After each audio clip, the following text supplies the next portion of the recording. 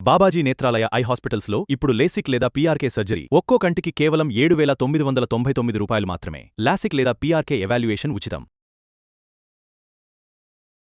నమస్తే రమగారు. నమస్తే జీ. రమగారు, మనము ఒక వీడియో చేశామండి. మీ దినచర్య ఉదయం నుంచి రాత్రి పడుకునే వరకు మీరు ఏం చేస్తారు ఏంటనేసి. అయితే అందులో పూజ గురించి బ్రీఫ్గా చెప్పారు, పూర్తిగా మాట్లాడుకోలేదు. మరి ఈరోజు అసలు మీరు ప్రతిరోజు చేసే నిత్య పూజ ఏ విధంగా చేస్తారు, ఏం మొక్కుతారు? మొక్కులు మాకు చెప్పరేమో బహుశా. ఏం చేస్తారు రమగారు? ఎట్లా? సాధారణ పూజ చేయాలి. అవునా? అంటే నా పెళ్ళికి ముందుకి పెళ్ళి తర్వాతకి తేడా ఉంది. మా శాఖలు వేరు.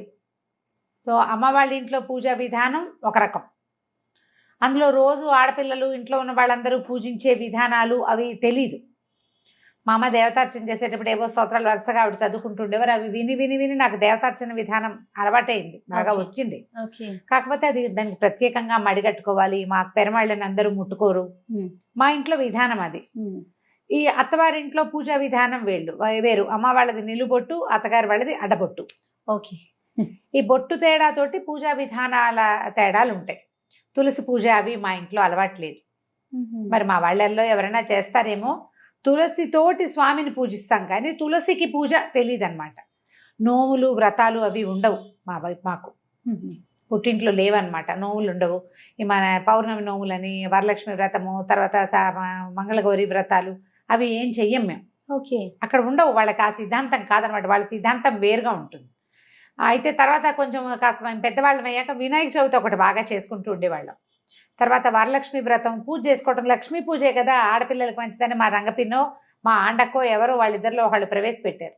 వరలక్ష్మి వ్రతం అప్పుడు మా అమ్మ పూజ, మాకు మా దేవతార్చన అయిపోతే విడిగా మేము ఒక పీట పెట్టుకుని బంగారపు వస్తువు ఏదైనా పెట్టుకుని వరలక్ష్మి వ్రత విధానం పుస్తకం చదువుకుని పూజ చేసుకునేవాళ్ళం. అదే మాకు తెలుసు, అంతకంటే తెలియదు. అత్తవారింటికి వచ్చాక వీళ్ళ పూజా విధానం అవి కొంచెం వేరుగా ఉంటాయి. వీళ్ళకి నోములు అవి ఉన్నాయి.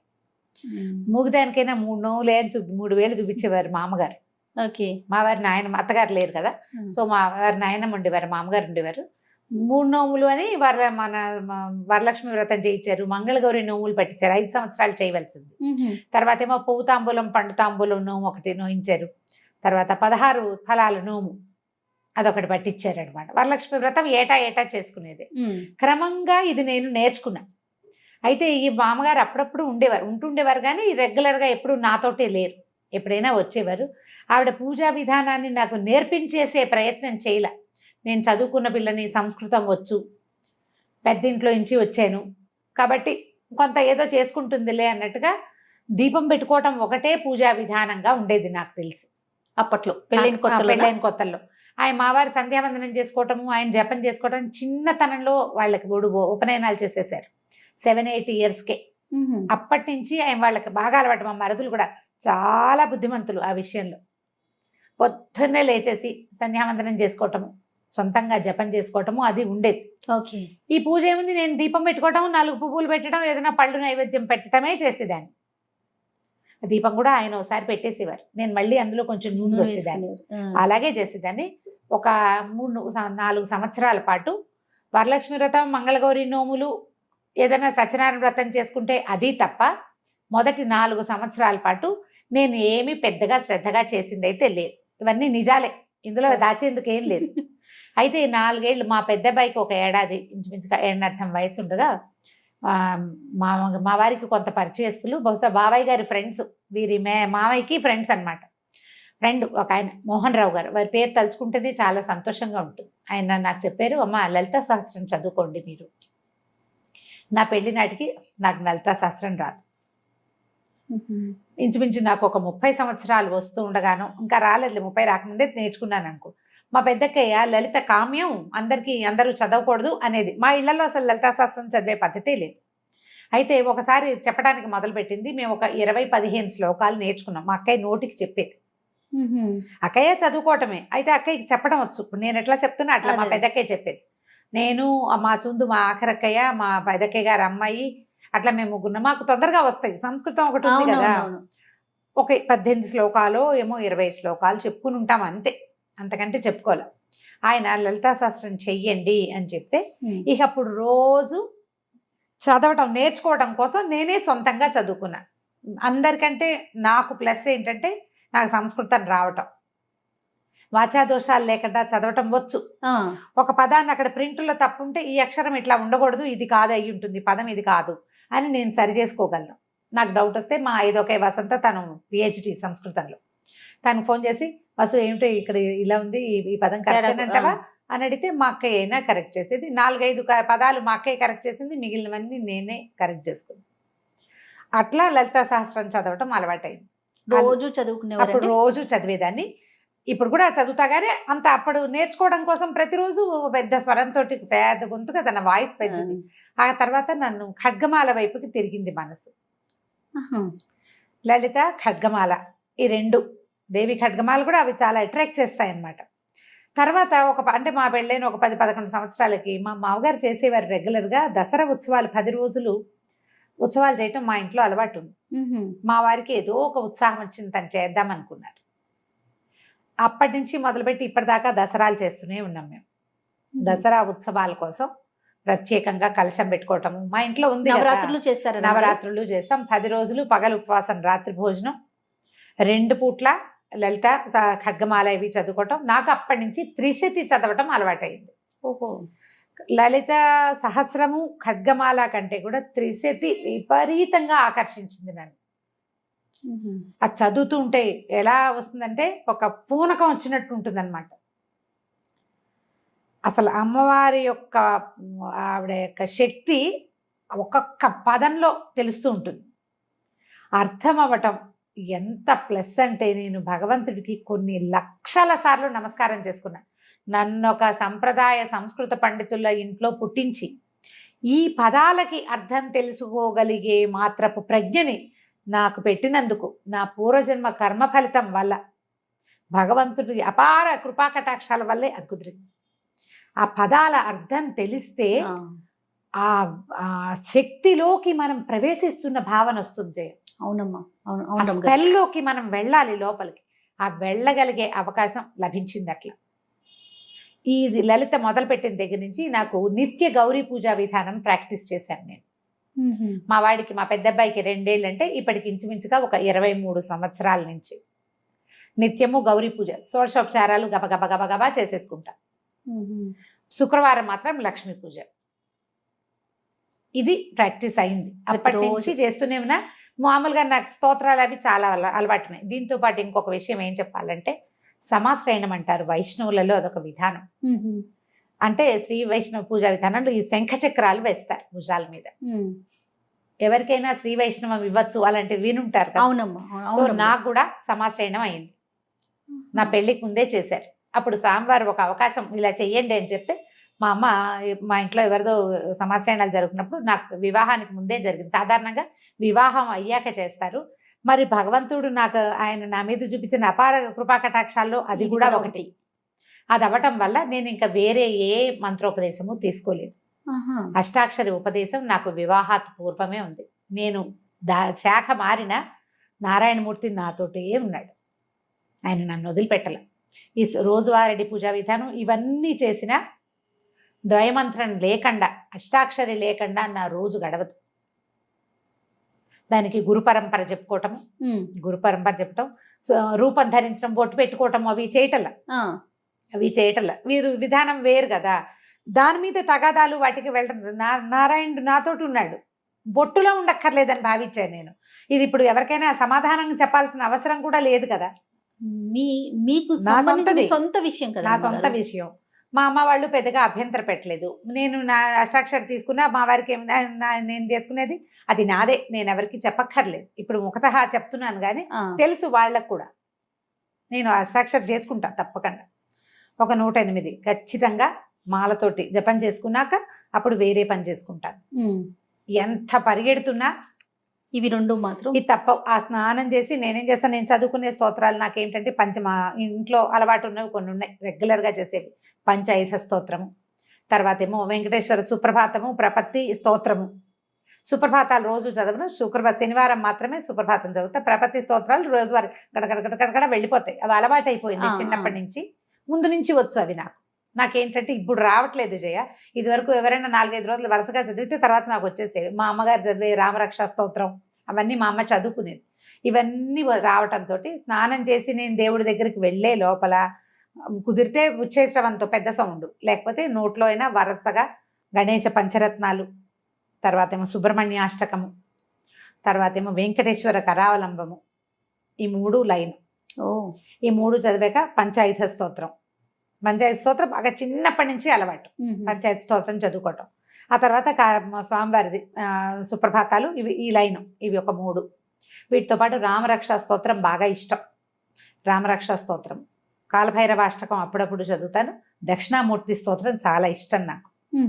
దక్షిణామూర్తి, ఈ మొత్తం ఇన్ని స్తోత్రాలు కలిపి అటు ఇటుగా నేను అక్కడే కూర్చుంటే ఒక 20 నిమిషాలు 25 నిమిషాలు పడుతుంది నాకు కూర్చుని ఉంటే. ఖాళీగా అలవాటు ఉంది కదా, అలవాటు ఉంది కాబట్టి అక్కడ కూర్చోక్కర్లేదు, పని చేసుకుంటూ ఇవి చదివేసుకుంటా. అక్కడి నుంచి దేవుడి దగ్గర కూర్చున్నప్పుడు దీపారాధన చేయటం, పువ్వులు తెచ్చుకోవటం. అంటే బయట నుంచి కొనుక్కొచ్చిన పువ్వులని ఇప్పుడున్న నేను కొత్తగా వెళ్ళే 5-6 సంవత్సరాల క్రితం ఇల్లు తీసుకున్నాం. అక్కడ ఏంటంటే కింద కాసిన మొక్కలు ఉన్నాయి, ఏవో పువ్వులు వస్తాయి. నా అదృష్టం ఏంటంటే భగవంతుడు నాకు తోడబుట్టిన వాళ్ళని ఎంతమందిని ఇచ్చాడో, అలా ప్రేమగా నాతో ఉండే వాళ్ళని కూడా కొంతమందిని ఇచ్చాడు. కింద ఫ్లోర్ లో ఉండే జ్ఞానశ్రీయే ప్రతిరోజు పువ్వులకు వచ్చి నాకు తెచ్చిస్తుంది, పంపిస్తుంది, పట్టుకొచ్చిస్తుంది. 90% తనే తెచ్చిస్తుంది. గ్రేట్. ఒక్కొక్కళ్ళని అట్లా ప్లస్ చేస్తాడు. ప్లస్ పువ్వులు పట్టుకొస్తుంది, లేవన్నా కొన్న పువ్వులు చామంతులు అవి ఉంటే అవి పెట్టుకుంటే పువ్వులు పెట్టుకోవటం, ఈ వరుస లైన్ అంతా చదువుకోవటం. ఖడ్గమాలు కూడా చదివేస్తే అక్కడక్కడ ఖడ్గమాలే వెళ్ళిపోతుంది. శుక్రవారాలు నేను ఇంట్లో ఉన్నప్పుడు మాత్రం లలిత కానీ త్రిశతి కానీ చదువుకుంటా. దసరాల్లో పూర్తిగా ఇవి 3 వీటిని అలవాటుగా చదవటం అలా ఉంది. సాయంకాలాలు ఏం చేస్తాను, దీపం పెట్టుకుని ఎక్కువ ఏం చెయ్యను. సాయంత్రం తేలిగ్గా 1-2 స్తోత్రాలు చదువుకుంటా. త్రిశతి సాయంత్రం చదివితే ఏంటంటే పగలు పనిచేసిన అలసటంతా పోతుంది జయ. ఏంటో నాకు అవునా అవకాశం దొరుకుతుంది, అప్పుడప్పుడు, రోజు ఉండదు. ఇప్పుడు నేను ఇక్కడ 7:30 అయిపోయింది అనుకో, నా వల్ల కాదు ఇంకా కూర్చోవటం. పెంద్రాలే వెళ్ళిన రోజున తప్పకుండా చేస్తాను. దీంట్లో వీటిలలో ఒక్కొక్క రోజు ఒక్కొక్కటి ప్లస్ చదవ బుద్ధి అయితే ఆ పూట ఖాళీగా ఉన్నాను అనుకో, కాలభైరవాష్టకం, తర్వాత జగన్నాథాష్టకం చాలా ఇష్టం నాకు, పూరి జగన్నాథుడి గురించి అదొకటి చదువుతాను. మధురాష్టకం అవి ఇష్టం. కృష్ణుడికి సంబంధించిన చాలా స్తోత్రాలు. ముకుందమాల మా ఇంట్లో ఉపదేశం ఉంది, నాయనమ్మకు ఉండేది. మా నాయనమ్మ ఆవిడ ఇట్లా మంచంలో ఉన్నా కూడా గుష్యతే ఎస్సే నగరే అనుకుంటూనే ఉండేవారు. దాంతో అదొకటి బాగా ఇష్టం. నేను ఆ ముకుందమాల పాఠం కూడా చెప్పాను. ఓహో, బాగా ఇంట్రెస్టింగ్ గా ఉంటుంది ముకుందమాల కూడా. అది కూడా అసలు ఎట్లా కృష్ణుడిలోకి మనని తీసుకెళ్ళిపోతుందంటే అర్థం కావాలి. ఇక్కడ ప్రధాన అంశం ఏంటంటే రమ్మగారు, మీకు వాటి భావం తెలియటం, దాని వలన పూర్తిగా ఇన్వాల్వ్ అయిపోతారు, దాని లోపలికి వెళ్ళిపోగలుగుతారు కదండి. నిజంగా అది చెప్తున్నాగా, లక్షల సార్లు కృతజ్ఞతలు చెప్పుకున్నా భగవంతుడికి అసలు అది తీరదన్నమాట. ఉన్నావు నాయన, అందుకని ఇప్పుడు లేకపోతే అంత అవకాశం అందరికీ లభించదు. అవునవును అవును. ఆ లభించటం, దాంతో పాటు నాకు భక్తి ఉండటం, ప్రధానంగా భగవంతుడి మీద ఆసక్తి ఉండటం. ఎంత హడావిడిలో ఉన్నా ఏదో ఒకటి. ఇప్పుడు నేను బజార్ ప్రయాణంలో కూడా నేను చదువుకుంటారు. ప్రయాణం ఒకవేళ నేను ఇంటి దగ్గర ఏం చదువుకునేందుకు అవకాశం లేక అలా పరిగెత్తుకుంటూ రావాల్సి వచ్చింది, మా టీవీకి వెళ్ళినా కూడా అక్కడ కారులో చదువుకుంటా మొత్తం స్తోత్రాలు.